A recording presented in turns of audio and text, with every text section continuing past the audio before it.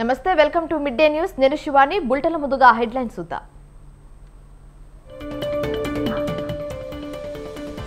కాసేపట్లో ఢిల్లీకి రేవంత్ రెడ్డి కేంద్ర మంత్రులు పార్టీ హైకమాండ్ తో భేటీ లోక్సభ ఎన్నికల బరిలో ఉంటా బీఆర్ఎస్ కాంగ్రెస్ పొత్తు సాధ్యం కాదన్న ఈటెల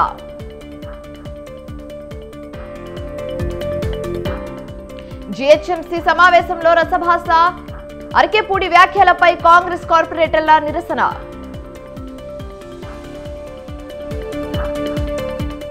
విచారణకు హాజరు కాని రెబెల్ ఎమ్మెల్యేలు స్పీకర్ నిర్ణయంపై ఉత్కంఠ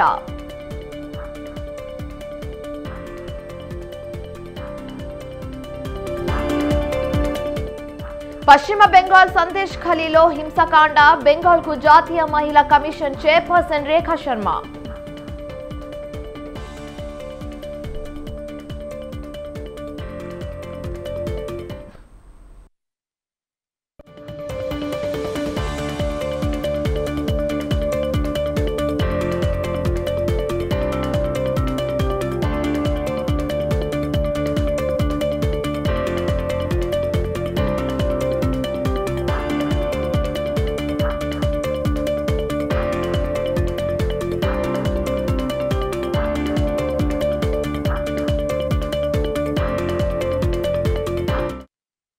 రైట్ బ్రేకింగ్ న్యూస్ చూస్తున్నాం. నేడు స్పీకర్ ముందు అనర్హత పిటిషన్లపై రెబెల్ ఎమ్మెల్యేల విచారణ జరగనుంది. అయితే ఉదయం హాజరు కావాల్సిన వైసీపీ రెబెల్ ఎమ్మెల్యేలు హాజరు కాలేదు. విచారణకు హాజరు కాలేమంటూ స్పీకర్ కు లేఖ రాశారు. తమపై చేసిన ఫిర్యాదుకు సంబంధించి ఆధారాల సర్టిఫైడ్ కాపీలు కావాలని ఎమ్మెల్యే ఆనం రామనారాయణ రెడ్డి స్పీకర్ ని కోరారు. స్పీకర్ ముందు హాజరు కావాలా వద్దా అనే దానిపై ఇంకా నిర్ణయం తీసుకోలేదని తెలిపారు. అయితే ఎమ్మెల్యే కోటంరెడ్డి స్పీకర్ శ్రీధర్ రెడ్డి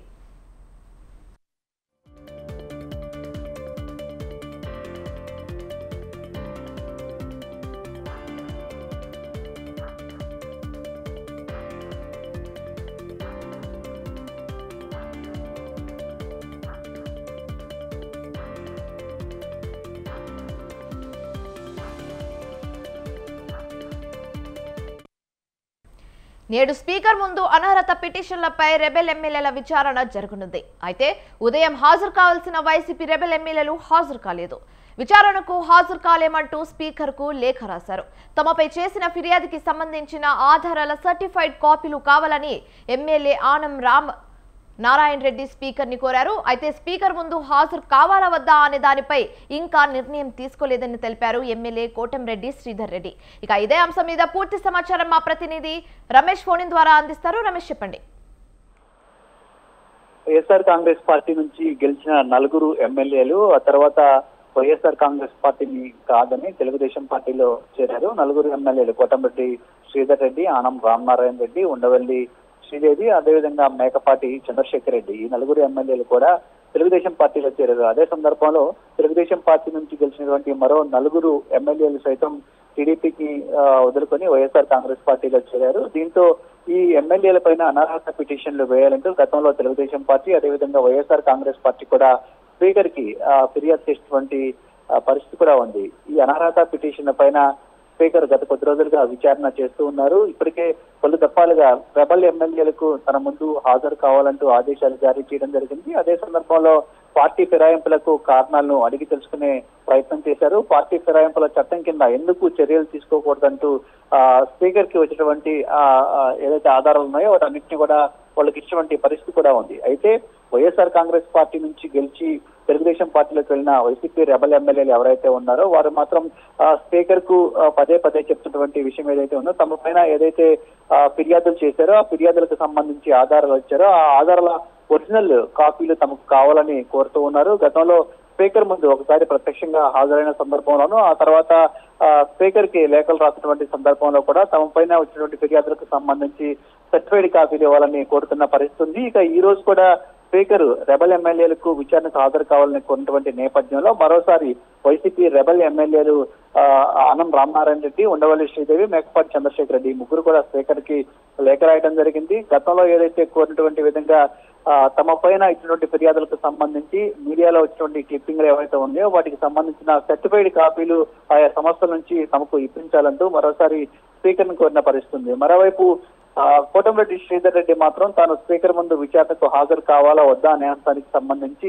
ఇంకా నిర్ణయం తీసుకోలేదని ఆయన చెప్తున్నప్పటికీ ఆయన కూడా స్పీకర్ ముందు ఈ రోజు విచారణకు హాజరయ్యే అవకాశం లేదని తెలుస్తుంది. మరోవైపు మధ్యాహ్నం తర్వాత టీడీపీకి సంబంధించిన రెబల్ ఎమ్మెల్యేలు కూడా స్పీకర్ ముందు హాజరు కావాలని ఇంతకు ముందే నోటీసులు ఇచ్చారు. కానీ టీడీపీ రెబల్ ఎమ్మెల్యేలు మాత్రం మొదటి నుంచి స్పీకర్ ముందు హాజరు కావడం లేదు. కేవలం TDP rebel MLA Vasupalli Ganesh మాత్రమే ఒకసారి స్పీకర్ ముందు హాజరయ్యారు. ఆ తర్వాత నలుగురు రెబల్ ఎమ్మెల్యేలు కూడా స్పీకర్ ఏ నిర్ణయం తీసుకున్నా తమకు ఎలాంటి అభ్యంతరం లేదు, రూల్స్ ప్రకారం స్పీకర్ తీసుకునే నిర్ణయానికి కట్టుబడి ఉన్నామని చెప్తూ ఉన్నారు. ఇప్పటికే స్పీకర్ అనేక మార్లు ఇటు వైసీపీ రెబల్ ఎమ్మెల్యేలకు, తెలుగుదేశం పార్టీకి సంబంధించిన రెబల్ ఎమ్మెల్యేలకు తమ వాదనలు వినిపించేందుకు అవకాశం ఇచ్చినటువంటి నేపథ్యంలో ఈ రోజు కూడా ఇప్పటికే వైసీపీ రెబల్ ఎమ్మెల్యేలు హాజరు కావడం లేదని తేల్చి చెప్పారు. మరోవైపు తెలుగుదేశం పార్టీ రెబల్ ఎమ్మెల్యేలు కూడా వచ్చే అవకాశం లేదని తెలుస్తుంది. ఈ రోజు సాయంత్రం వరకు చూసిన తర్వాత రెబల్ ఎమ్మెల్యేల విషయంలో స్పీకర్ ఒక కీలక నిర్ణయం తీసుకునే అవకాశం ఉన్నట్లయితే తెలుస్తూ ఉంది.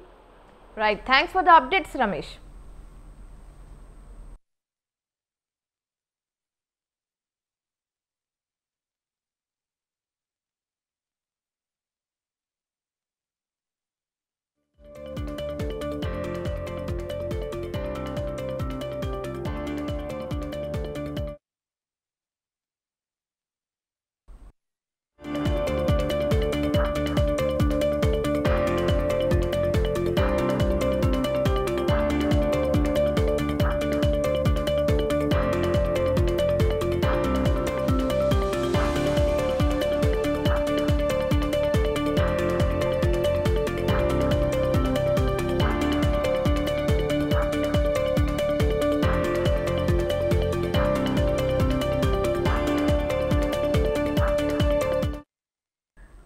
జనసేన అధినేత పవన్ కళ్యాణ్ టూర్లో మార్పులు జరిగాయి. సాయంత్రం వరకు ఆయన విశాఖలోనే ఉండనున్నారు. ఉత్తరాంధ్ర జనసేన పార్టీ ముఖ్య నేతలతో కాసేపట్లో భేటీ కానున్నారు. అయితే పార్టీ ఆత్మీయ సమావేశంలో కూడా పాల్గొంటారు.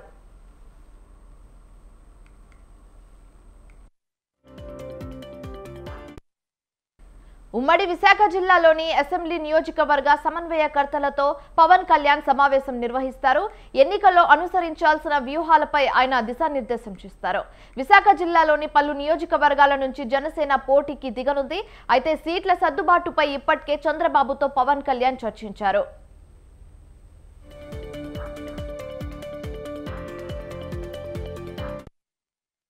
దీనిపై మరింత సమాచారం మా ప్రతినిధి ప్రదీప్ అందిస్తారు. కళ్యాణ్ విశాఖ పర్యటన నేపథ్యంలో విశాఖలో నాయకులతో పాటు ముఖ్య నాయకులు జనసేన పార్టీ ముఖ్య నాయకులతో జనసేన అధ్యక్షుడు పవన్ కళ్యాణ్ భేటీ అవ్వడం జరిగింది. ప్రస్తుతం మనం విశాఖపట్నం నో హోటల్ దగ్గర అయితే ఉన్నాం. పవన్ లోపలే ఉన్నారు. ముఖ్య నాయకులతో అయితే భేటీ అయ్యి రానున్న ఎన్నికల్లో ఎట్లాంటి కార్యాచరణ ఉండబోతుంది, జనసేన పార్టీ స్టాండ్ ఎట్లా ఉండబోతుంది, ఎన్నికల్లో ఏ విధంగా పొత్తుపరంగా టీడీపీతో కానీ జనసేనతో టీడీపీతో కానీ బీజేపీతో కానీ ఎట్లాంటి దారిలో మనం వెళ్తున్నాం, ఏ స్టాండ్లోనే జనసేన ఉంటుందంటూ కూడా నాయకులకైతే పవన్ కళ్యాణ్ అయితే క్లారిటీ ఇచ్చే పరిస్థితి అయితే కనబడుతుంది. అయితే పవన్ అయితే నిన్న సాయంకాలం అయితే విశాఖకు వచ్చారు. అయితే రాగానే మాజీ మంత్రి కొనతాల ఇంటికి వెళ్ళి కూడా కొనతాలతో ఏదైతే ప్రస్తుతం ఉన్న రాజకీయ పరిస్థితుల గురించి అలాగే ఉత్తరాంధ్ర సమస్యల కోసం పవన్ అయితే మాట్లాడడం అయితే జరిగింది. కొనతాల పవన్ కళ్యాణ్ మధ్య అయితే గంట సేపు సమావేశం అయితే జరిగింది. ఈ గంట సేపు సమావేశంలో కూడా అనకాపల్లి ఎంపీ సీటు కోసం కూడా క్లారిటీ వచ్చినట్టు కూడా తెలుస్తుంది.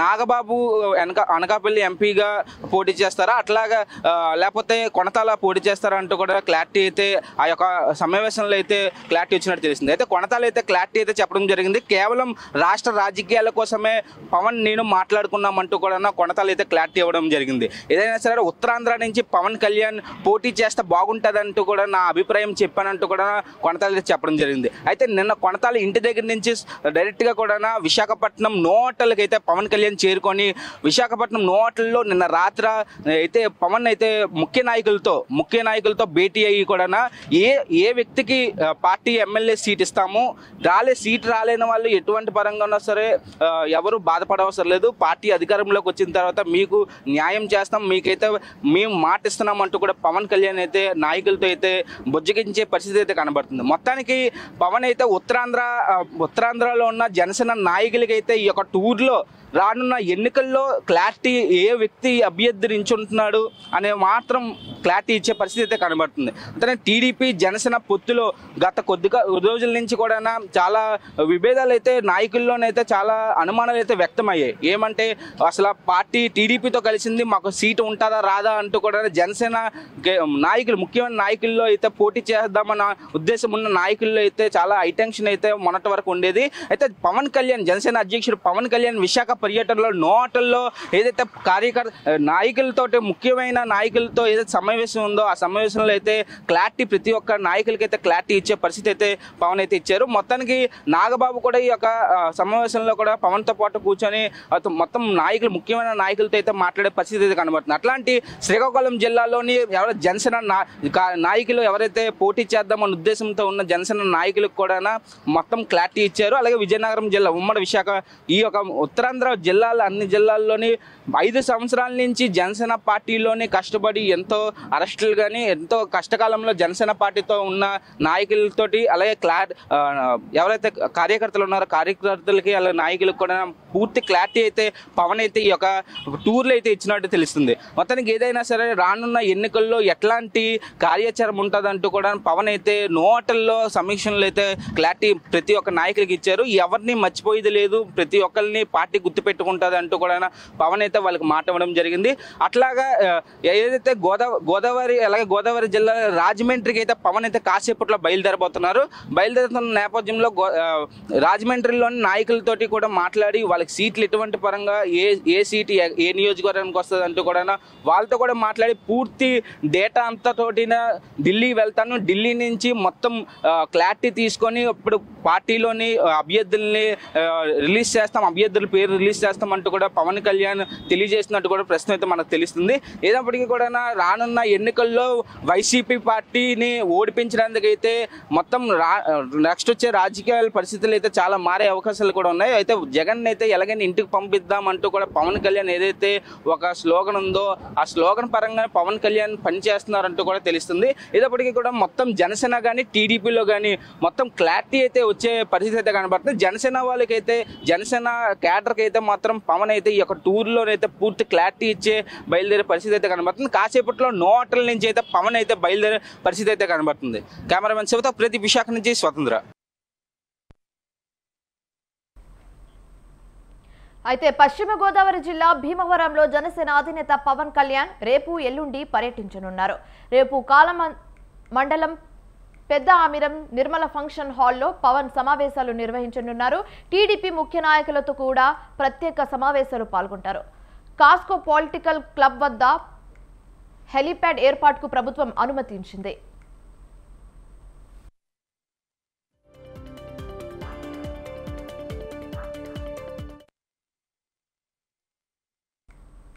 మేడారం సమ్మక్క సారలమ్మలను మంత్రి పొంగులేటి శ్రీనివాసరెడ్డి దర్శించుకున్నారు.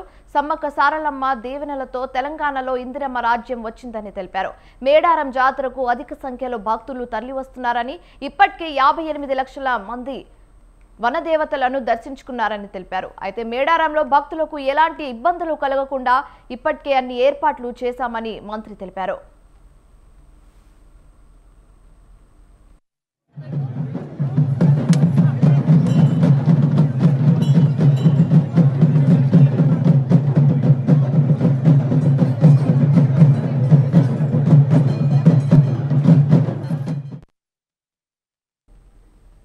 రెండు రోజుల్లో గుడ్ న్యూస్ చెప్తానని ప్రముఖ నటుడు మక్కల్ నిధి మయ్యం అధినేత కమల్ హాసన్ అన్నారు. లోక్సభ ఎన్నికలు సమీపిస్తున్న తరుణంలో ఆయన ఈ వ్యాఖ్యలు చేయడం ప్రాధాన్యత సంతరించుకుంది. ఎన్నికలకు సిద్ధమవుతున్నామని, తమకు మంచి అవకాశాలు వస్తాయని ఆశాభావం వ్యక్తం చేశారు. పొత్తుకు సంబంధించిన విషయాన్ని 2 రోజులు ప్రకటిస్తామన్నారు.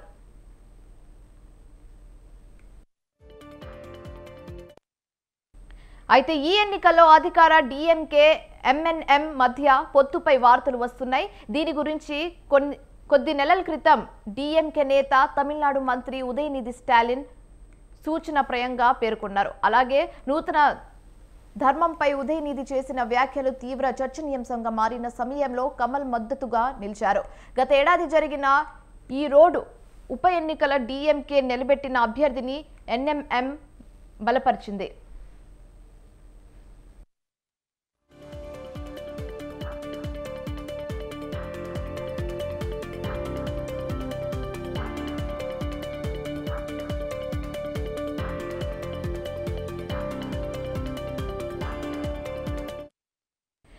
2018లో ఈ స్టార్ నటుడు ఎంఎన్ఎం పార్టీని స్థాపించారు. 2019, 2021లో జరిగిన లోక్సభ, తమిళనాడు అసెంబ్లీ ఎన్నికల్లో పెద్దగా ప్రభావం చూపలేకపోయారు.